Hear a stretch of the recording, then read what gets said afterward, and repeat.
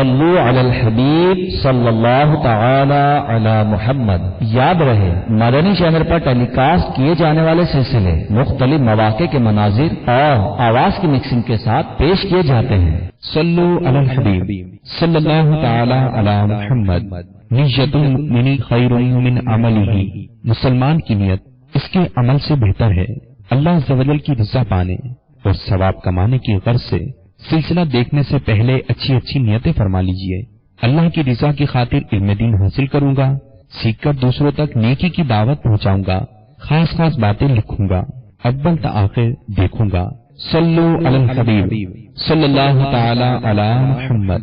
فیضان درود و سلام، فیضان درود و سلام، فیضان درود و سلام۔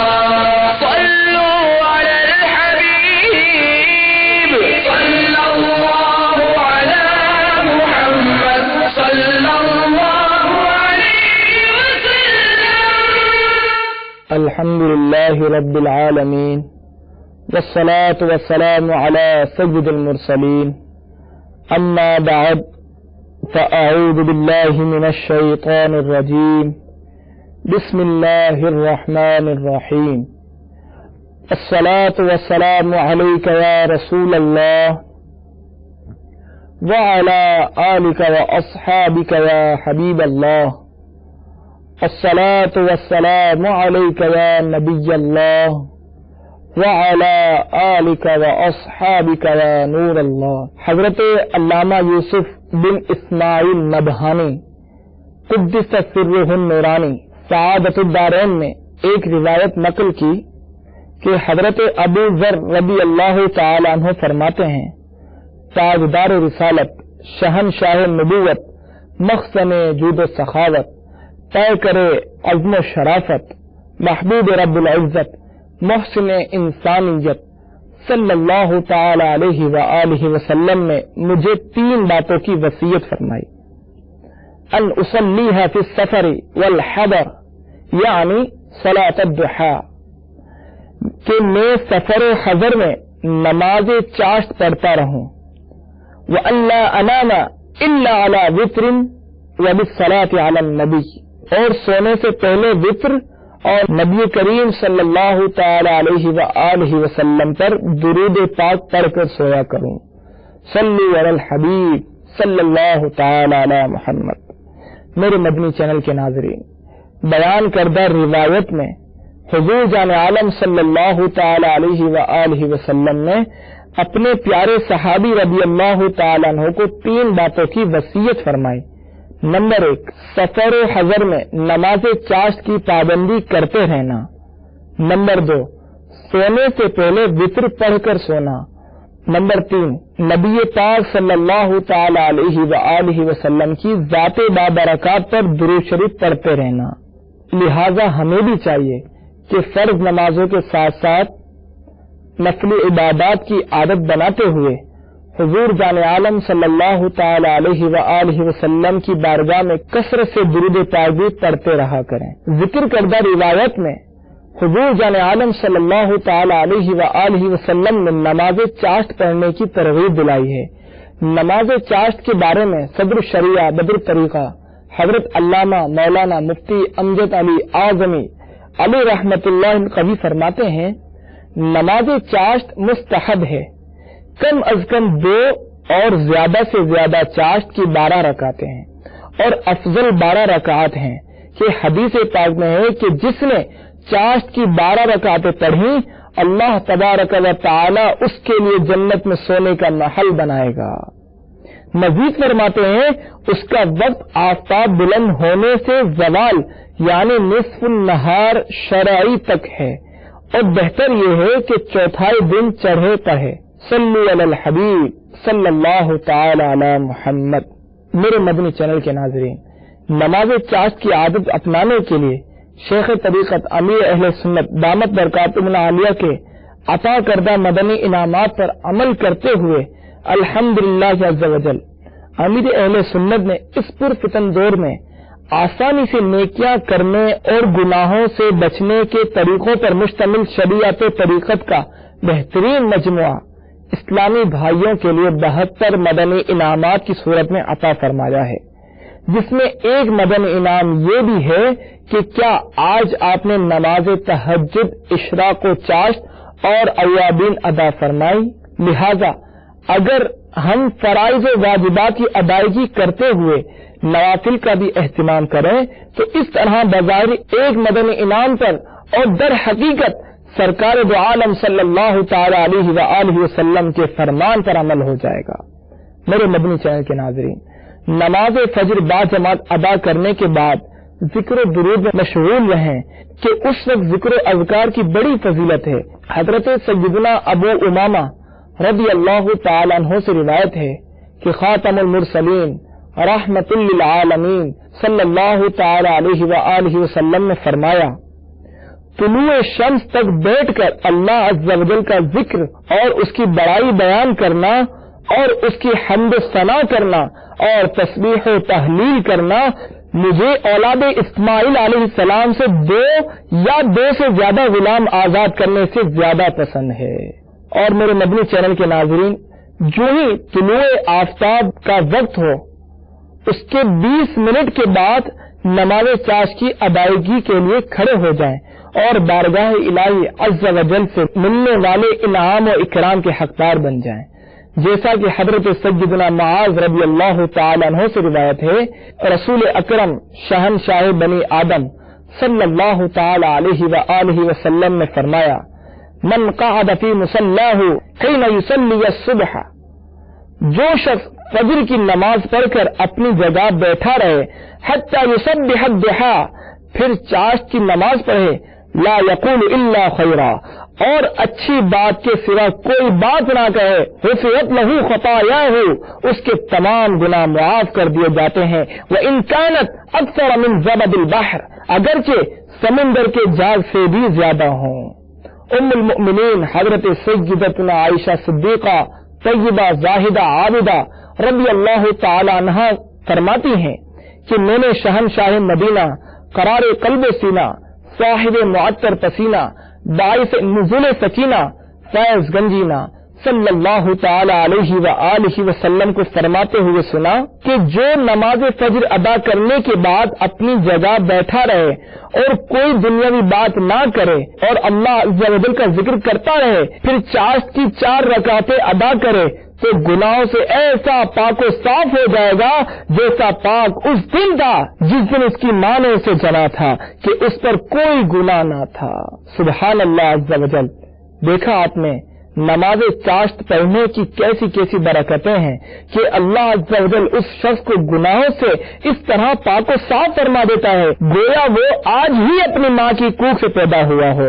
ایک اور حدیث پاک کے مفہوم کے مطابق اللہ تبارک و تعالی نے انسانی جسم میں 360 جوڑ پیدا فرمائے ہیں اور ہر جوڑ کا صدقہ دینا ہم پر لازم ہے، جس کا طریقہ حضور جان عالم صلی اللہ تعالی علیہ وآلہ وسلم نے ہمیں بیان فرما دیا۔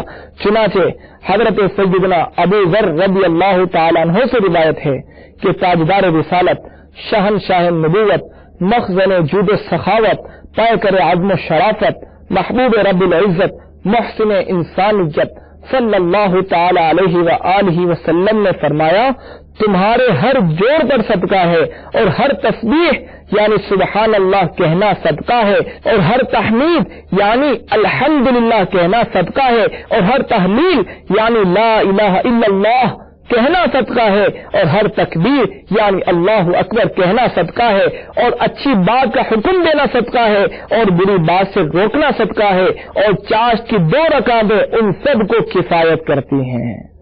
صلی علی الحبیب صلی اللہ تعالی علی محمد۔ میرے مدنی چینل کے ناظرین، فی زمانہ بہت سے لوگ بے روزگاری کا شکار ہیں اور جو صاحب روزگار ہیں وہ تنگ دستی کی وجہ سے طرح طرح کی آفتوں میں گرفتار ہیں۔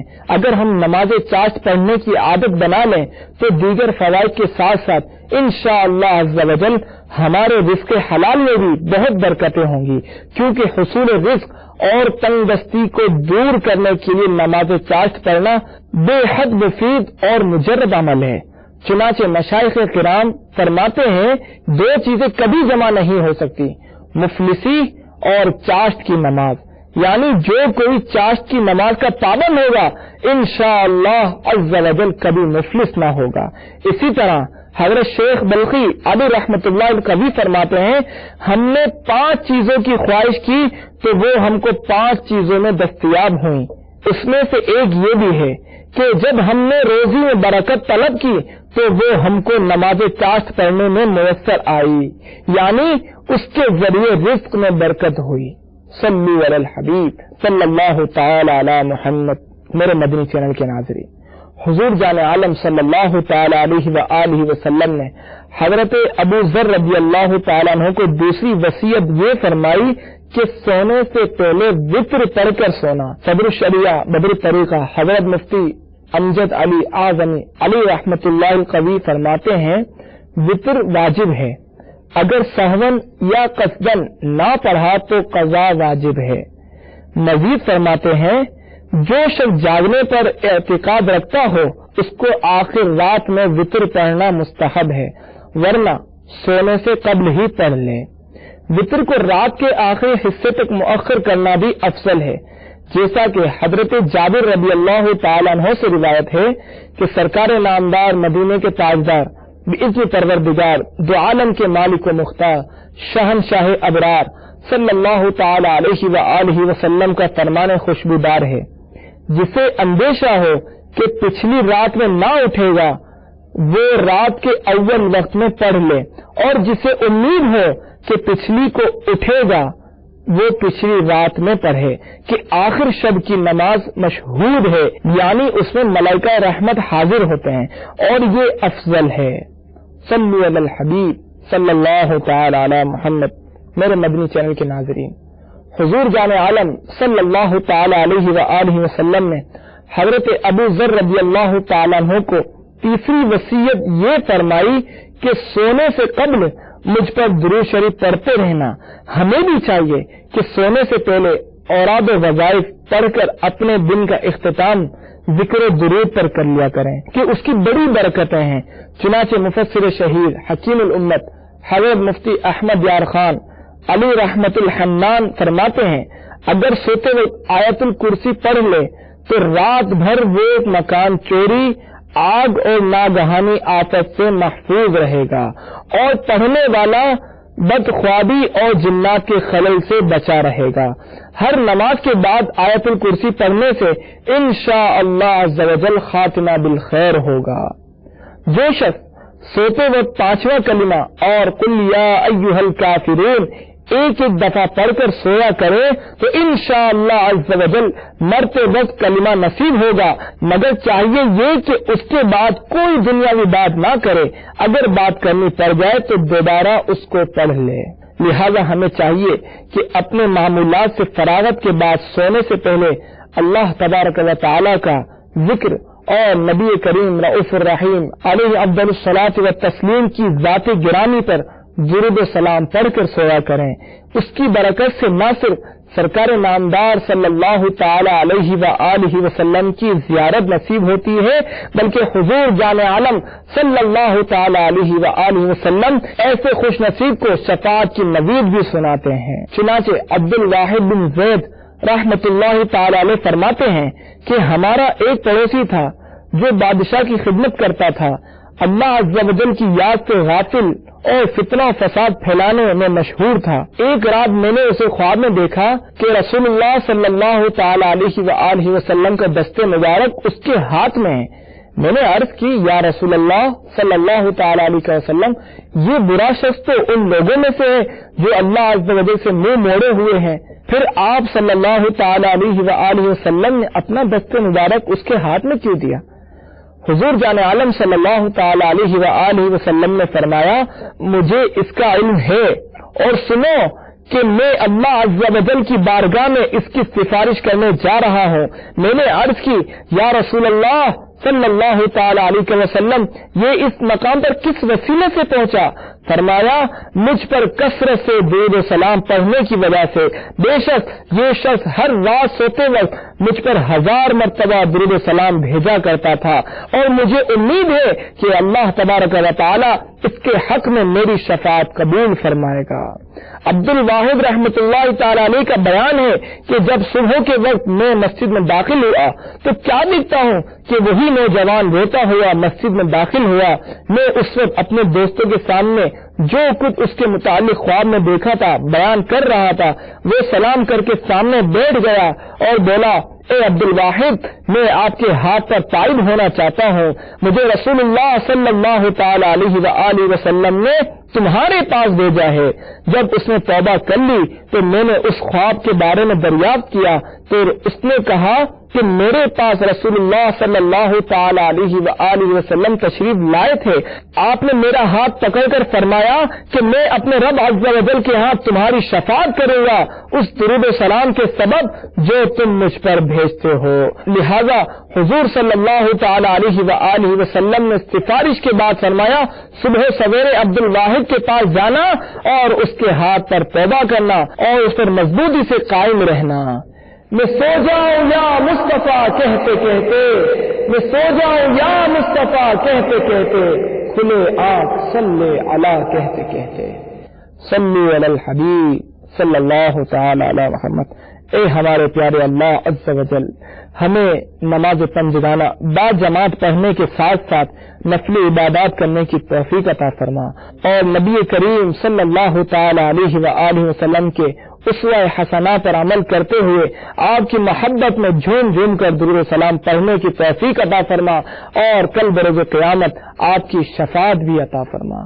آمین بجاہ النبی الامین صلی اللہ تعالی علیہ وآلہ وسلم۔ فیضان درود و سلام، فیضان درود و سلام، فیضان درود و سلام۔ صلوا علی الحبیب صلی اللہ علی محمد صلی اللہ علیہ وسلم۔ صلو علی الحبیب صلی اللہ تعالی علی محمد۔ ابھی جو سلسلہ آپ نے ملاحظہ فرمایا اس کے بارے میں اپنے تاثرات اور مدنی مشورے 03012612 پر SMS یا feedback@madanichannel.tv پر میل کر سکتے ہیں۔